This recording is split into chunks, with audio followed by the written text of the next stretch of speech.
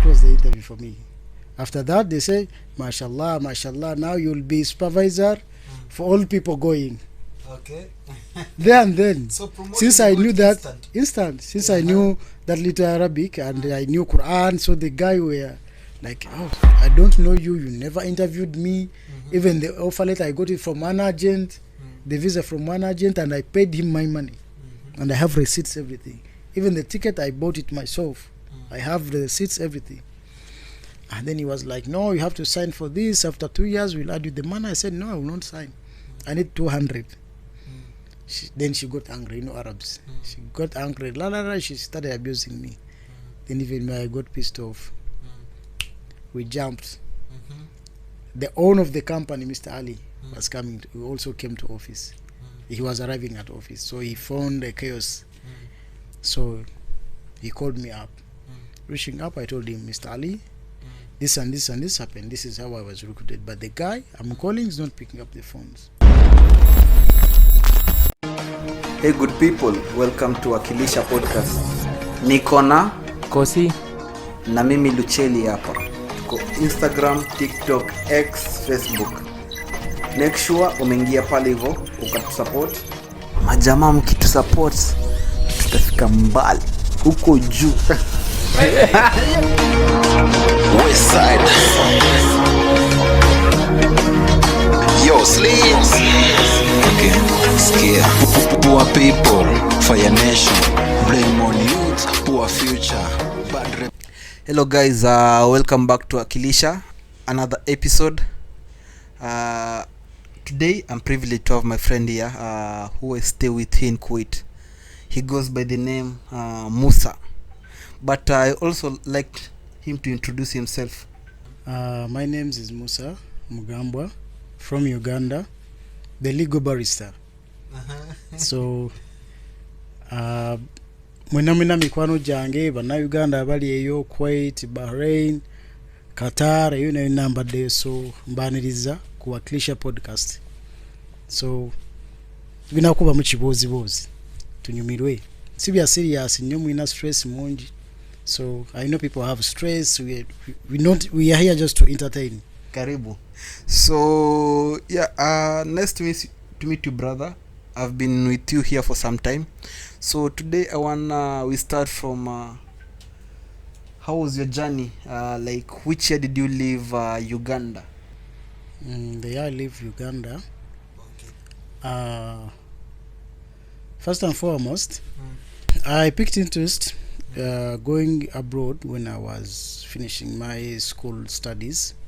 So on my last paper, that's when I started running on passport, everything on my own.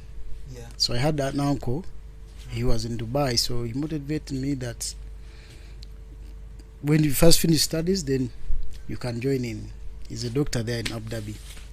So he sent me money for passport. I worked on my passport. After working on my passport, I went on TV. Actually, we were on TV looking on companies, advertising, taking people abroad. So there was a company called Middle East Consultants. That was in 2016. So I picked interest and I went to that company, got registered, everything as the process was. So that company used to take a lot of security guards to Abu Dhabi, Dubai. And since I am not tall, they used to take the huge ones. You have to be big, tall. So me, I'm not a tall man. I'm a bit short and tall, a 5 something. So I went there, I got registered. It was on cleaning. Then after cleaning, they were not calling us. People were going for interviews, security guards, every time security guards. So I picked interest. I said, no, let me change the position. I want security. Then the director of the company, he was a friend to my dad. So he spoke in our language. Well, no zanka chibi. So he like, you short, you're not huge. This security Abu Dhabi, they need big people. You need to be tall, huge. I told him I will try. Let me try. He said, you'll waste our time. I said, let me try. He allowed me to go. So When I entered the interviews, I saw they were Arabs. The one who were interviewing, I saw there was an Arab, there was 2 Arabs and 1 Indian. Yeah. So when I entered the office, something came in my mind that since I'm told, I knew I will not qualify. So when I entered, I just greeted them like Assalamu alaikum. I say wa alaikum salam. You Muslim? Yeah, me Muslim.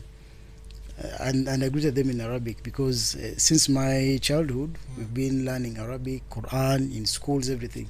Okay. So I knew a little bit of Arabic. So I just said Assalamu alaikum wa alaikum salam, Sabah al khair. I knew those few things. A bit sure. Sabah al khair, it means like good morning. Good morning. Then I say Sabah al khair. They say Sabah al nur. Yeah, you know Arabic? Yeah, I know Arabic. Sure. And I told them I'm Hafiz, I know Quran, like I'm like Sheikh in my country. They say sure. I say yes, I'm sure I know Quran. Okay, read for us this surah. I read. They say it was Surah Al-Fatiha. I read. When I was reading, they were like this. Wow. Yeah. Then they say, okay, read for us. It was the Surah. I'm forgetting. So I read it again. Then they were like, wow. That was the interview for me. After that, they say, mashallah, now you'll be supervisor for all people going. Okay. There and then, So since I knew that instant. since I knew that little Arabic and I knew Quran, so the guy were like, oh, Muslim to Muslim, it was easy for me. Okay. So they picked interest. They say, hey, you will be supervisor for these guys. So when you pass to know that you've passed the interview, they have to request you for your passport. So you have to submit your passport. Yeah. They take it immediately. If they leave you with your passport, okay, go, we will call you. It means you did not pass. So they asked me my passport. Coming back, they told we were in the tent. After interviews, you go in the tent, sit. So I was in the tent seated. Then the director of the company, he came. They were chasing people. Those who had done interviews, you with your passport, go home. We'll call you again. Yeah. Those who passed, if you know your passport is not with you, stay in the tent. And I stayed in the tent. I was in the tent. The guy came. Iwe mwana, what are you doing here? You need to go home. You know you did not pass. You will never pass. You will get you another year. Say, I've passed even these guys. I'm their leader. I'm the supervisor. He thought I'm joking. I said, yes. They took my passport. How? He said, how? He called, the guy called Wycliffe. He was like operations there. He was the one knowing who is selected, who's not selected. Yeah. So he came here, he's on the list, and he's the leader. I said, what? He's the leader? Yes, I was the leader. Yeah. So the story goes, it was Saturday. Yes. He knew everything, I've passed. Waiting on Sunday, we had to do medical on Sunday, and Monday to deposit the input, half of the input, so that they process the visas. Okay. So on Sunday, after doing medicals, I sent it to the company. After sending the medicals, then my aunt told me, now my son, he was like these aunts who like to go to sheikhs, you get like prayers, they pray for you. Yeah. So reaching there, the guy, he started praying for me. My aunt told him that this is my son, he's going abroad, he has passed the interviews, he's going, even if we are from medicals. Then the guy started praying for me. Then the guy said, but those companies take long to take people. It may take like 6 months, 4 months, 3 months.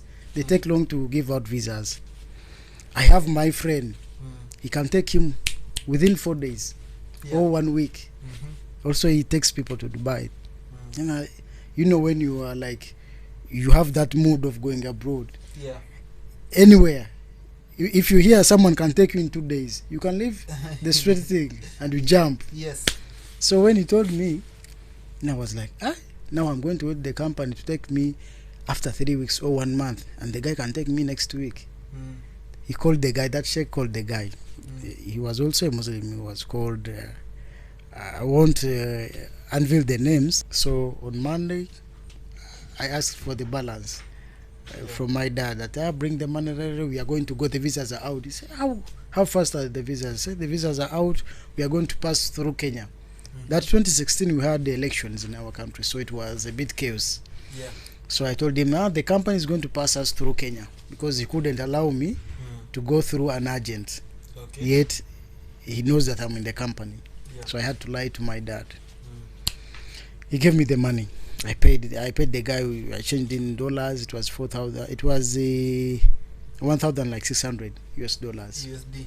Yes. Okay. I gave the guy on Monday. On Tuesday, I was on bus to Kenya. Reaching Kenya How long from Kampala, from Uganda to Kenya by bus? By bus from Kampala to Busia, it is 4 hours. Then from Busia to Nairobi, it is 9 hours. 9 hours. So total it is like 13 hours. So we went to Nairobi. That was my first time. Reaching Nairobi, we were in the hotel. It was on River Road. It was called JK Hotel. Yeah. River Road. So reaching there, the hotel, he was paying like 6 rooms. He had a lot of girls there going abroad, taking them abroad. But for the girls, they were moving. But for the boys, nothing. Even he had an apartment in Kirinyaga. That's where the boys used to stay. So for me, since I'm from his friend, he was a bit scared, like not to put me in the other side, because there you can hear the stories. Now we are here. I've stayed here for 6 months, 1 year, because guys there they had overstayed there. Yeah. So he said, no, I will stay, because at that hotel JK, they were Steve. A guy was called Steve. He was helping him, like he sent him the visas for the girls, even to connect to airport, to take the girls to airport here and there. Buy for the, when that hotel, the girls were not allowed to move out. By that time, by those years, Kenya was a bit strict. We foreigners, we cannot move. You have to move with your passport. Okay. Every time the police you bring the passport, they check. Is it still, you still have, even they ask you, if you are with the ladies, they can even arrest you. Yeah. So, reaching there, waiting. Thursday not going. Reaching there, I would meet with the girls. They could go every day. Okay. Like 10 girls, they could go to airport. 10, 15, he had luck in girls. So for them, they were moved. But for the boys, it's a lie. Yeah. So then I was there.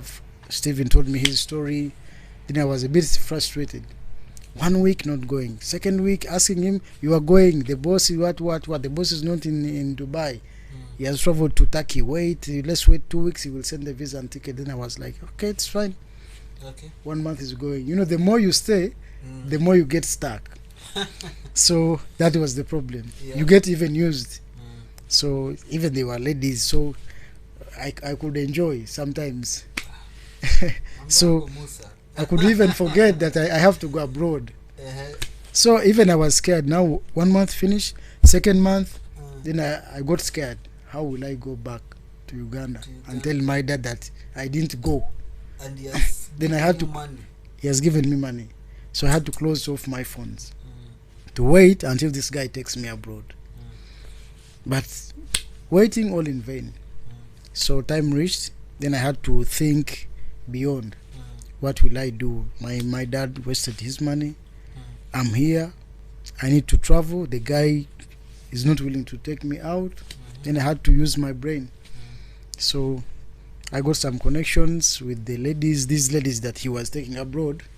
So I used to connect with them, that when you go, you reach office, you give me the number for the office.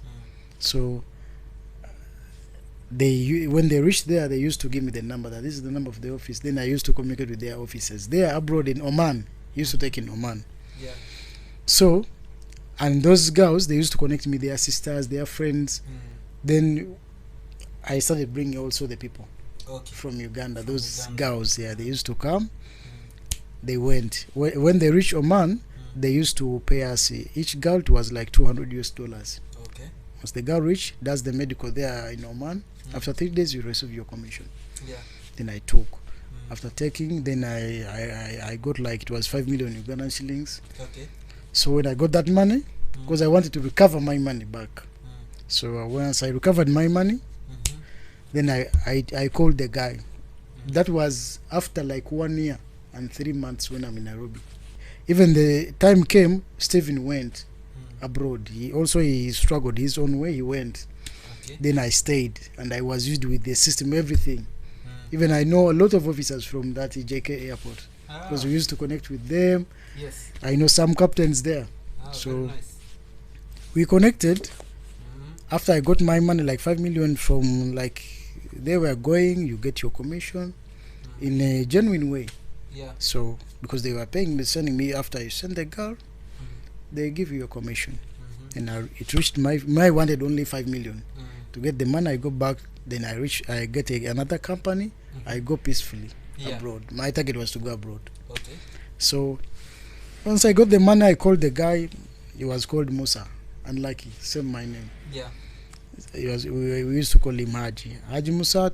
I'm leaving Nairobi. He said, why? I told him I'm leaving. I'm tired of waiting. Now 1 year, 3 months. He said, you are going next week. Even the visa is in the system. I told him no. Tell them to cancel. Send someone who will attend your girls. Me, I'm leaving. He thought I'm joking. I bought a bus. I called him, I'm on the bus coming to Uganda. I cancelled the call. Then he said, I don't know what happened after. Me, I left. I just left the hotel. I went to Uganda. So you stayed in Kenya 1 year? 1 year, 3 months. Yes. So when I reached Uganda, even when I reached Busia, I got stuck there. Then I was like, where am I going? All my family, they know I'm abroad. Whom should I call? Yeah. Then I was, I'm stuck. I have money, but I'm stuck. Yeah. I stayed in Busia like 3 days in a guest house. Yeah. Planning where should I go. So when I was in guest house, on Facebook, I saw a guy was called Hashim Omar. We went to school together. Yeah. He posted on Facebook looking for security guards. Looking for security guards who knows computer to work in control rooms. I knew the guy. Then I inboxed him. Hey Hashim, I saw you posted this kind of jobs. Are they for real? He said, yeah, it's for real. Do you have passport? Yes, I have the passport. Sure, send me. I sent. It was on Friday. I sent him the passport. After sending him, he said, make CV. I made the CV fast in cafe. I sent him. On Sunday, he sent me the offer letter from the company from Bahrain. Paid favor, brother. Ego Security. Yes. That was still, I'm in guest house. On your way to in Uganda. Busia, on my way to Uganda. I'm stuck in guest house. That's favor, brother. On Sunday, he sent me the offer letter. Yes. I read the offer letter. I wasn't so much like happy because I've been cheated. I know maybe he's also lying to me. So, I couldn't believe him like that much that things are real. Sent me the offer letter. Then I looked at the offer letter. I signed. I sent it back. Then he told me you have to do medical. Where you have to go, Kampala, this and this hospital, you do the medical. I went to the hospital. I did the medical. I sent him. After sending him, that was on Monday. Yeah. I left Busia. Then I reached Kampala, so I got another guest house. I did the medical. I kept my bag in the guest house, did the medical, sent him. Sending him the medical, done, waiting. On Friday, that week on Friday, Yeah, the same week. he sent me the visa. He told me that is your visa. Then I was like, Hashim, don't make me stupid. I know how long visas take. Even visas can take 3 months, 4 months. Yeah, this one less than a week. Less than a week, the visa is out. I was like, no, Hashim. I told him my story. I'm from Nairobi. They cheated me for 1 year and 3 months. Even now, I'm in a guest house. So I don't want to I don't want anything like I've been cheated enough. So he told me, bro, check the offer letter. There is numbers for the company. Call. If you cannot call, go to LMRA in Bahrain. They had that online system. You can check your visas wherever you are. Yeah. So they had LMRA, Labor Market Regulatory Authority. Yeah. So he told me, go to this website, put your passport number and country. I put. It came. You go for self-security, you've been hired, your position, security guard, everything, details of the visa. Yeah. Then I was like, it might be real. Then I say, how do I prove? He said, do you have any friend who has a passport? I said, yes, I have. I called my guy. Oh, bro, send me your passport. He sent me. put that passport number same the way you put yours. If it shows the same, don't come.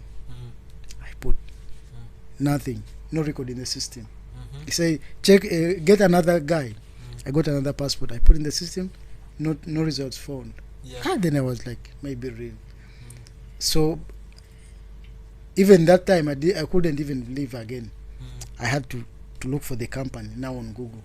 You go for safe. I got the numbers. I called. When I called, they picked the phone. I put even I recharged the airtime. It was like 20,000 Uganda shillings to call international call. I called the company. I'm called Musa Mugambwa. I've been sent a visa. Is it true? Do you know anything about me? I said, okay, let me check. Read me your passport number. I read. They said, yes. We gave your visas out. We need you this week. I said, okay. I cut off the call. Then I was happy. I was like, things are real. Satisfied. Yeah, because he wanted also commission 1 million. Then I have to buy my own ticket. So 1 million Ugandan shilling. This one, if you are to convert to Kenyan shilling, like how much? Kenyan shillings, that is like 1 million. That is. So like 1 shilling, how many Ugandan? That is like 33. 33. So you do the math. You'll 36,000 Kenyan shilling. 36. Yeah, that's a bit fair. Yeah, it was a fair. It was just, even he told me that money it is not for him. It is for a friend, like HR, like they have to share. So I sent him. It was cheap, 1 million. I sent. I had records, the receipts, everything. I used to keep. I'm a record keeper. So reaching Baha, I sent him the money, 1 million. He told me you have to buy your own ticket. I went to the travel agency. I bought the ticket. The ticket I bought for Saturday. Things are happening. Visa on Friday. I bought ticket. It was expensive because it was traveling the next day. That was 1.7 million. I had my 5 million here. I bought the ticket. 1.7. Traveling Saturday. Then I was on flight to Bahrain. That's how I ended Bahrain. Okay. So in Bahrain, which year is this one? Now you're in Bahrain. That was it was October, because I traveled October 2016. No, that was 2017. So October 2017, now you are in Bahrain. Okay, so take us through Bahrain. Like, how's your life there? Like, how did you manage to survive? Because this was your first time, right? Yeah, it was my first time. So, how did you find things in Bahrain? In Bahrain, generally Bahrain. October, I think it was summer, right, that time. It was coming to winter. Winter, yeah. Summer approaching winter, yeah. So how was it? Bahrain, it was hot. The time I reached even the airport, I felt like this is like a ton of fire. It was like, what is this? Yeah.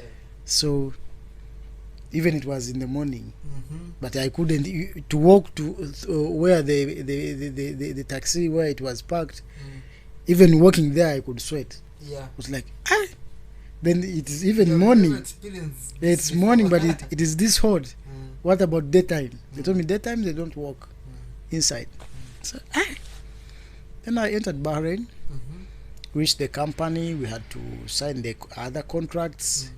The guy, the offer letter he sent me, it was edited. It was like 2 million. I'm going to get 2 million Uganda shillings. That is 200 BD, Bahrain dinar.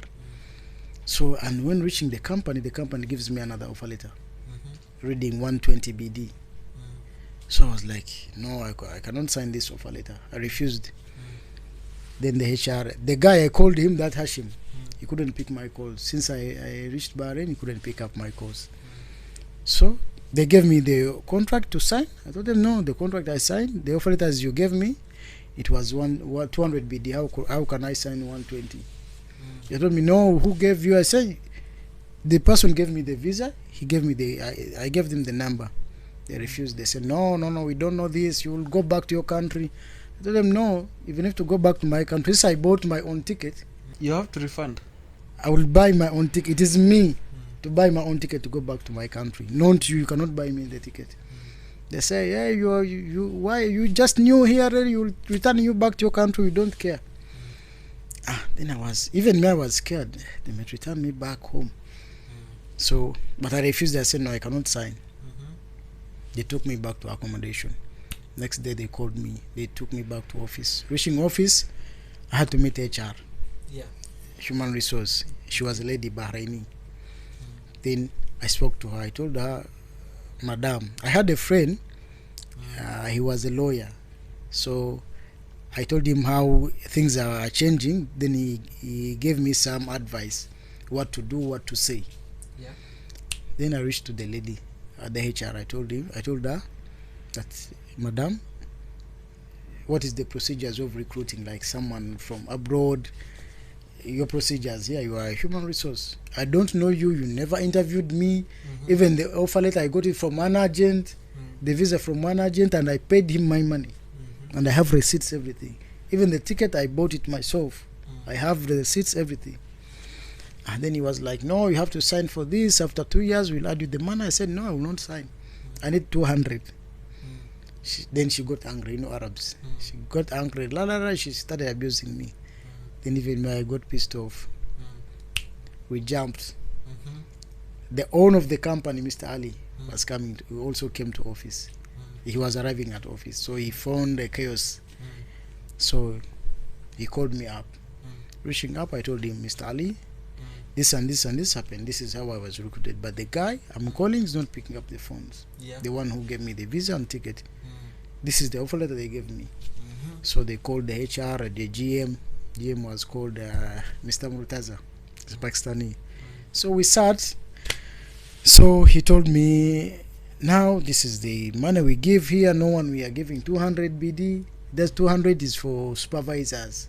Yeah. So we cannot give you that money. But it is our mistake. It is a mistake for my HR and GM not to recruit you direct. But we will give you 150. That is the maximum. If you don't accept, do whatever you want. But you will go back to Uganda. I'm the owner of the company. I'm doing it for you. Because I had all the proof. He asked me, where is the receipt? I showed him. Where is the receipt ticket? I showed him everything. I had proof. Yeah. So he said, I will give you 150. And this 150, don't tell anyone in the accommodation that you are getting 150.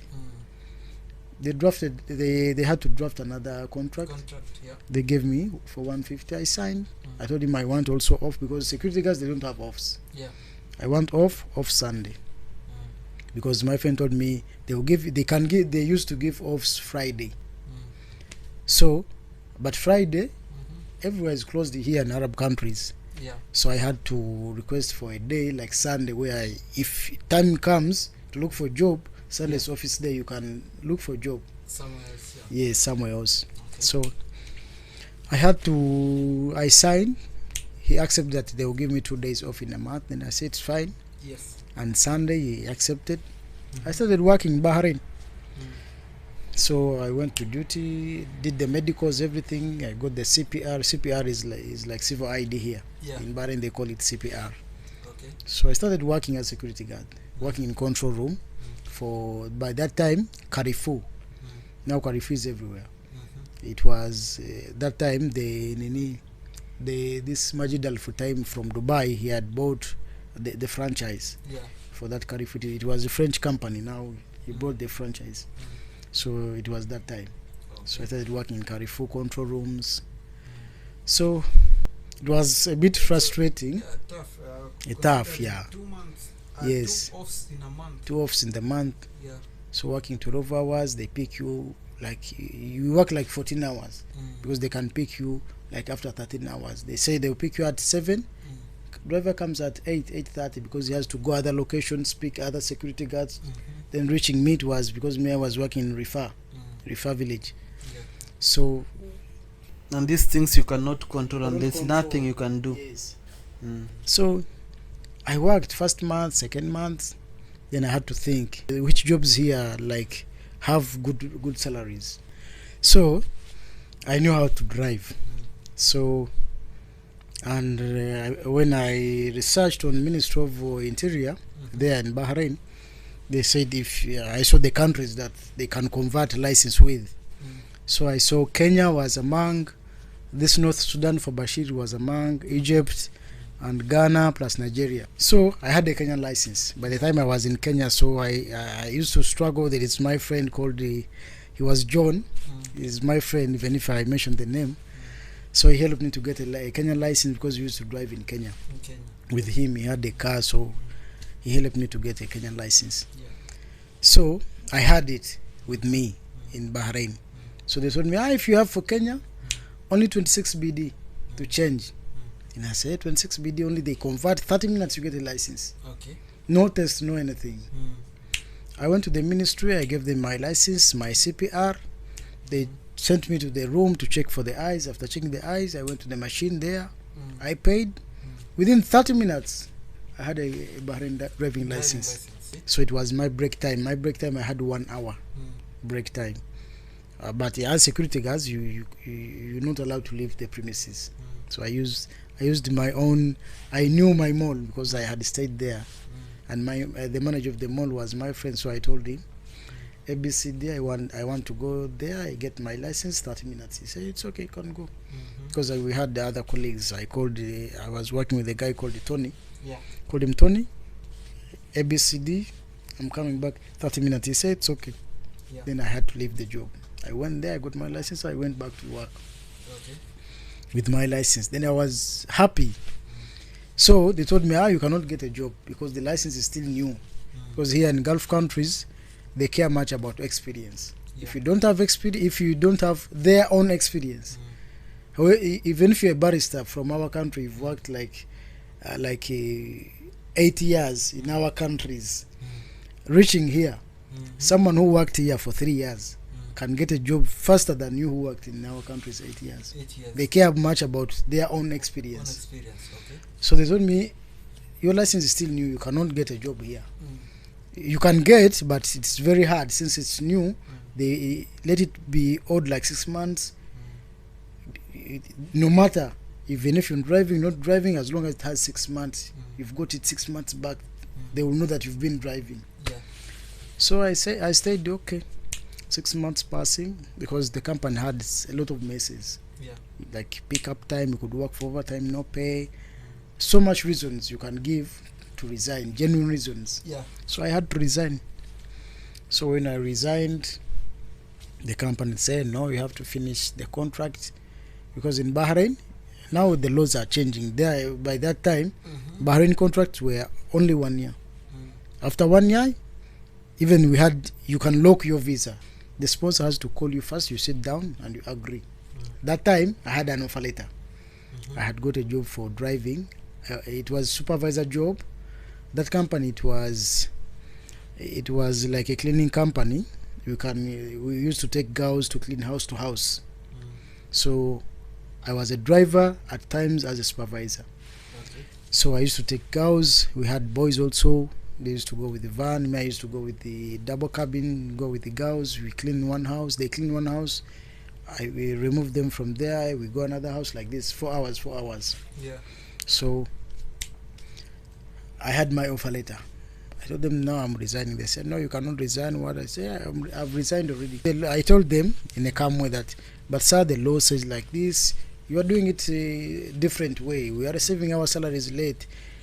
You don't even tell us that our salary, because at times there can be salary delays, but how you address to your staffs that this month your salary can be late, by this date you will get. It's okay, but for them, they don't care. You go 2 months, no one should ask. So I told them those are wrong things. I work for 14 hours, but you don't pay me those hours. Now I'm 8 months. I've never received even offs, very hard to get. But the law says like this. Even you are holding our passport, but the Bahrain law says we should keep our passport. I left the company very well. I joined that company for cleaning as a supervisor. So I started working there as a supervisor. So working there as a supervisor and a driver, since I had a license. So the guy, I worked there for 1 month in that company. So we used to go, you find the ladies are not yet finished to clean, then you have to help them. Because I cannot stand when even they were black. Yeah. So for us, you feel you feel African. They are mothers. I used to help them. Yeah. But meaning I get tired also. They get tired. I'm also getting tired. Yeah. So when after work, I had to leave the car to the company. That time I was renting. Mm-hmm. So because the guy couldn't give accommodation for boys, only girls. Yeah.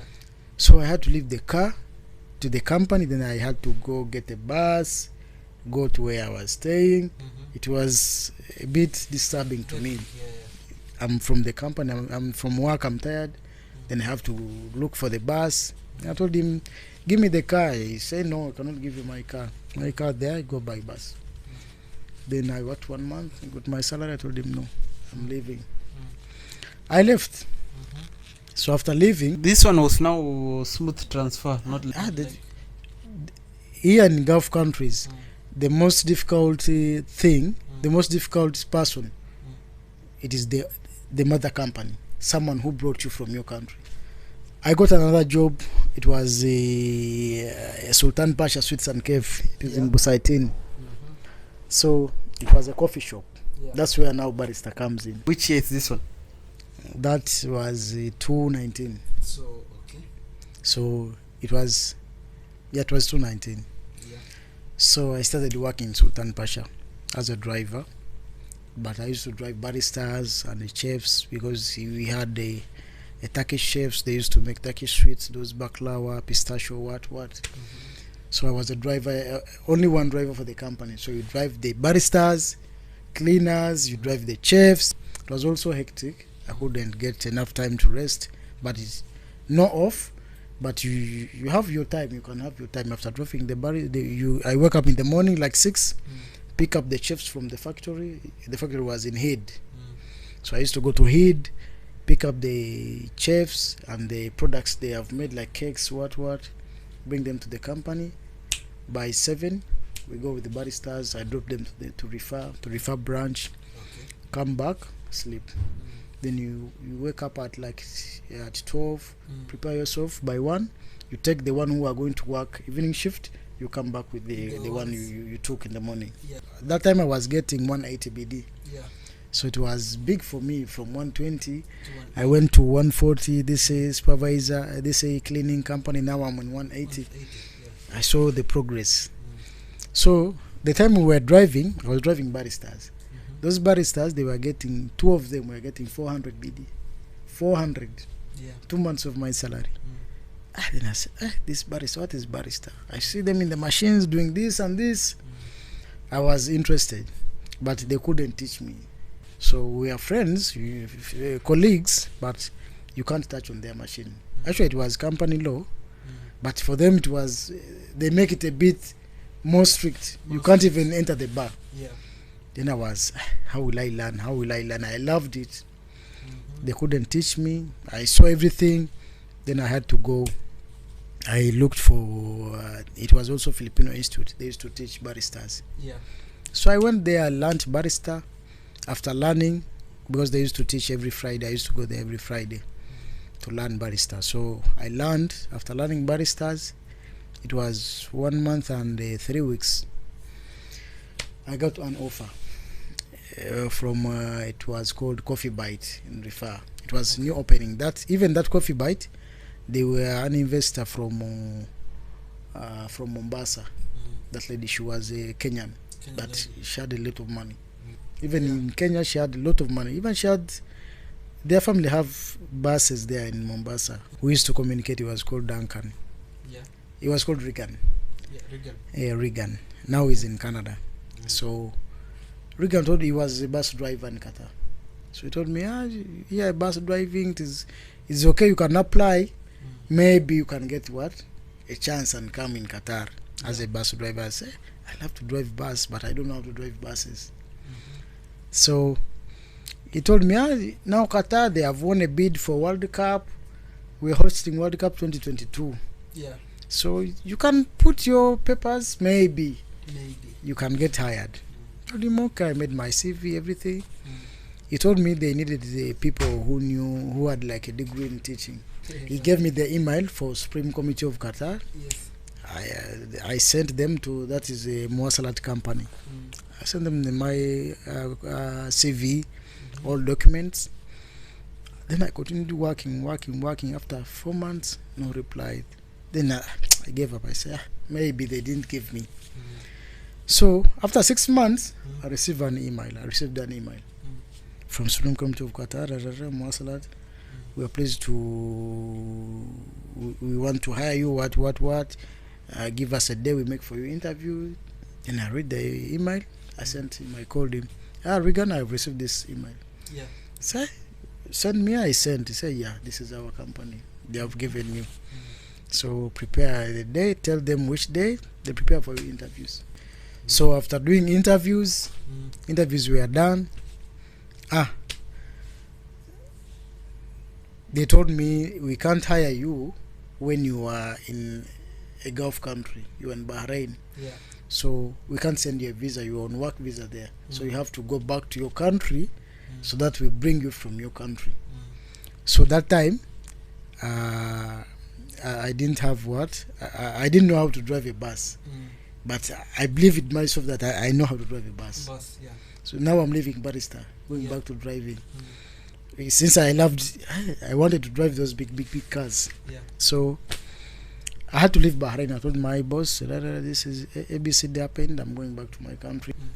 They had this company in Qatar, they wanted a video of me driving a bus, everything to see. Because I told them I'm a bus driver. So I went back to my country. I went to those bus parks. I got some drivers. I told them I need only test to see how to drive, like 5 minutes or 3 minutes. They wanted that video. So he said, it's okay, you pay me this much. I said, no problem, I had the money. I gave them, it was 100 Uganda shillings. I knew by YouTube how to drive. So I was a driver, I know how to drive, but a bus it's different thing, because even the handbrake. Because most buses, like these small vehicles, I believe they are automatic. Yeah, they're automatic. Yes. Yeah, because, I knew how to drive manual. But for the bus, even the handbrakes, some buses handbrakes are here, some buses are here down. Most those big buses, handbrakes are here. Even you can't recognize that this is a handbrake unless someone tells you. I did everything. I drove 1 gear, number 2, number 3. I stopped the bus, cut the video. We sent. They sent me the offer letter. I signed, contract I signed. They sent me visa and ticket, everything free. I went to Qatar, Muasalat. So I reached there. It was before World Cup, because we had to be trained by FIFA officials. We used to train these guys who were going to come for World Cup. They had to learn how to drive buses, the procedures, the roads we are going to use, because we had different roads and different names. We had the codes, the coding of even the playgrounds had codes. So we used the codes, everything. A lot of things we had to learn, and we teach our fellows. So I entered Qatar. That's how I entered Qatar. Going there, I spent in accommodation like 5 months. In a month, I could go for training like 3 times. But salary, every 26, you receive a message. So we are getting paid. I started working. So I stayed there. Then I got my vacation. After getting my vacation, it was 2 years, I had to go back to Uganda in my vacation. So going back to Uganda, I loved BARISTA. That it was in me. So when I was in Uganda, I was on vacation. I had even a ticket going back to Qatar. So, but I said no. I want to go as a barista. I love the Kuwait because most of my friends are here as a baristas, and Kuwait is paying well. The salaries are high. Even everything is good, apart from lifestyle. Your life is different. The only countries I loved to live in, it was Bahrain. So if you were to compare, so you have been in these 3 countries, Bahrain, Qatar, and now Kuwait. So if you are to compare, I'll say it like freedom. So which country you found it like you could express yourself like how you want? Bahrain. Freedom and law. They have soft laws. In Bahrain, in Bahrain you cannot deport even a housemaid. Sponsor cannot. Didn't have that power. if a sponsor says I'm going to deport you back, your role when you reach airport, just tell the policeman there, I'm not going back to my country, I need to get a job here.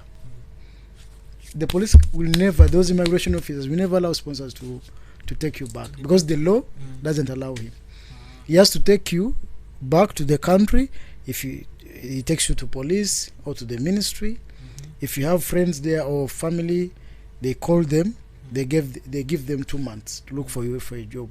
If they can find you a job, it's okay. But after 2 months, you didn't get a job, then you have to leave, because you are on a visa for someone. So they used to give sponsors that 2-month allowance. You give him or her 2 months allowance. If he cannot find, he has to leave. No more and any excuse. So Musa, I'll have to cut you there. I'll cut you short your story from there. Your story is really interesting. From Uganda to Kenya. Kenya you stayed 1 year 3 months. Uganda again. Then from Uganda to the first country, which was Bahrain. Bahrain, Qatar, Uganda. So let's stop there. The story about Kuwait, I know it's a really interesting story, and it's a long story, and it's like our viewers, for Kuwait, it's very interesting, full of everything. Yeah, full of life. So this one, let's do it in the next episode. So we'll have 2 parts of this episode, part 1 and part 2. So I really thank you for this opportunity that you have given us as Wakilisha, just to have you on set. As I know you have a lot of work, and it really took a lot of time just to follow up on you to come on this set. So we'll plan next time, of which is not like that long. It will be very soon. So for part 2. Thank you so much. Thank you so much for kuwakilisha. We say wakilisha. In Kenya we say wakilisha.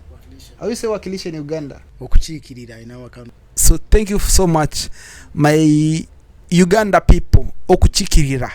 We are going to bring in some Uganda so that you get to understand it very well. Yes. They love to blend it like in our language. How you call sisters in Uganda? Sister. Banyinazi. So all the Sibu and Banyinazi. You can call them Banyabo. Yes. Make sure you come and watch this episode, and then there'll be a part 2. So subscribe as usual, like, comment, and follow. Wakilisha Podcast everywhere. So, TikTok, Instagram, YouTube. Yes, please. Sign out.